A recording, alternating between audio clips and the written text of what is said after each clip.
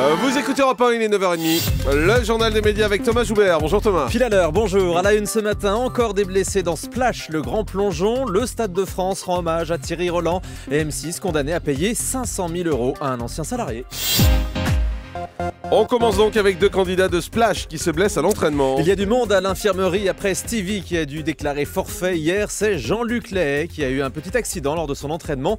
Selon nos informations exclusives, le chanteur s'est retourné le pouce alors qu'il préparait un plongeon de 8 mètres.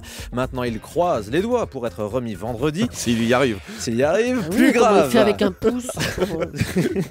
Patrick Puydebas, alias Nicolas de Hélène et les garçons, s'en souvient. Lui, il s'est fait une fracture du plancher orbital. C'est une blessure à l'œil qui est rentrée dans l'orbite lors d'un plat dans l'eau.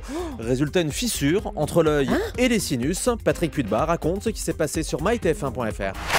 En plongeant, j'ai atterri sur la face, donc j'ai fait un bon plat sur l'œil. Et ça m'a vraiment claqué le sinus et l'orbite, donc je vais passer une radio de contrôle. Est-ce que je vais pouvoir parvenir à mes objectifs ça reste tellement incertain. Je vais peut-être réviser mes ambitions à la baisse, je sais pas, on verra, ou alors je redoublerai les entraînements. Voilà, c'est assez costaud quand même, ce qui lui est arrivé. Et visiblement, d'après le Parisien, il renoncerait à aller sauter vendredi. À suivre. Un hommage à Thierry Roland aujourd'hui au Stade de France. À l'occasion du match France-Allemagne, le Stade de France a décidé de baptiser sa tribune de presse Tribune Thierry Roland. Une cérémonie se tiendra donc ce soir en présence de la femme et du fils du commentateur de foot décédé l'an dernier. Son ami Jacques Vendroux et le président de la Fédération française de foot dévoileront une plaque commémorative. Événement à suivre en direct sur LCI à 19h45.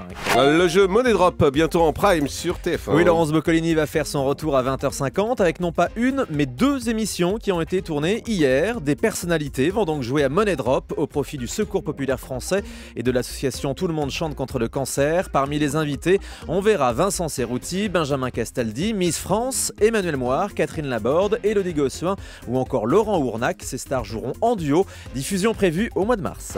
On connaît les dates des finales de Nouvelle Star et de la Starac. Les deux télécrochets de la TNT se finiront à 2 jours d'intervalle, le mardi 26 février pour la Nouvelle Star sur D8 et le jeudi 28 février pour la Starac sur Énergie 12.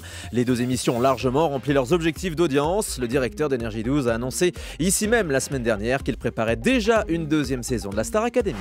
Thierry Ardisson révèle qu'il regarde ses propres émissions. C'était hier soir sur votre plateau télé, Jean-Marc. Thierry Ardisson a indiqué qu'il regardait son émission Salut les Terriens sur Canal. Et comment se trouve-t-il? Écoutez sa réponse. Je me trouve bon, c'est-à-dire que je travaille beaucoup, donc je me trouve bon parce que je travaille beaucoup, c'est-à-dire que je passe beaucoup de temps à préparer l'émission, à l'écrire, donc après que je me trouve bon, c'est la moyenne, enfin oui, je me trouve pas trop mauvais. Quand je suis arrivé sur Canal, j'ai dit à Belle-Mère, qu'est-ce qu'on fait, le patron de Canal, j'ai dit qu'est-ce qu'on fait de Baffy? Ah, il m'a dit, Baffy, t'oublies, c'est une autre époque qui commence. J'ai dit, mais qui va faire les vannes? Il me dit, toi. Je dis, mais moi, je suis pas un vanneur. Il me dit, mais t'as des bons auteurs. Je dis, oui, d'accord, mais moi, je peux avoir des bons auteurs. Les vannes, il faut encore savoir les vendre. Ce qui fait qu'on a pensé un moment, quand j'allais sur Canal, sur une espèce de retraite dorée. En fait, pas du tout. Il a fallu que j'apprenne à vendre des vannes, ce qui est un boulot de comédien. Et maintenant, vous me demandez si je me regarde pour voir si ça a l'air naturel. Voilà, et ça commence à être naturel. Deux nouvelles séries américaines arrivent sur TF1 et sur France 2. À partir du lundi 25 février, France 2 diffusera Rizzoli and Isles. Rien à voir avec Philippe Rizzoli, je précise. C'est la série qui va remplacer donc Castle le lundi soir. L'histoire de deux meilleures amies, une policière et une médecin légiste. TF1 de son côté va lancer The World Truth, l'entière vérité. On peut se demander au passage pourquoi ils traduisent plus les titres de séries en français. The World Truth sera donc diffusé le jeudi soir en deuxième partie de soirée. Une série judiciaire produite par Jerry Bruckheimer qui n'a pas fait un carton aux États-Unis puisqu'elle a été annulée au bout de 4 épisodes. Ah, on va voir que 4 épisodes? Au total, non, il y en a 7 de plus qui n'ont pas été diffusés à la télé américaine mais qu'on va voir sur TF1. BFM TV mise en demeure par le CSA pour publicité clandestine. En cause, une série de reportages diffusés fin juillet, des sujets sur une grande compagnie de croisière où le nom du paquebot et le logo du croisiériste sont apparus des dizaines de fois. Et la croisière n'amuse pas du tout le CSA qui a jugé que le contenu de ces reportages revêtait un caractère promotionnel, compte tenu des commentaires complaisants, de l'indication du prix des prestations et de l'absence de regard critique de la part de la chaîne, rien que ça. BFM TV reçoit donc une mise en demeure, le deuxième niveau d'avertissement du CSA.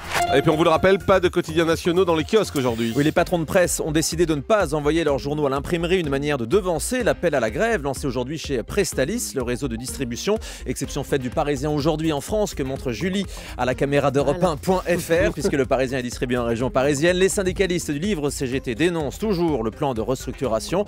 Toutefois, les quotidiens nationaux sont également disponibles, Julie, en numérique pour vous sur vos tablettes, smartphones et les sites internet.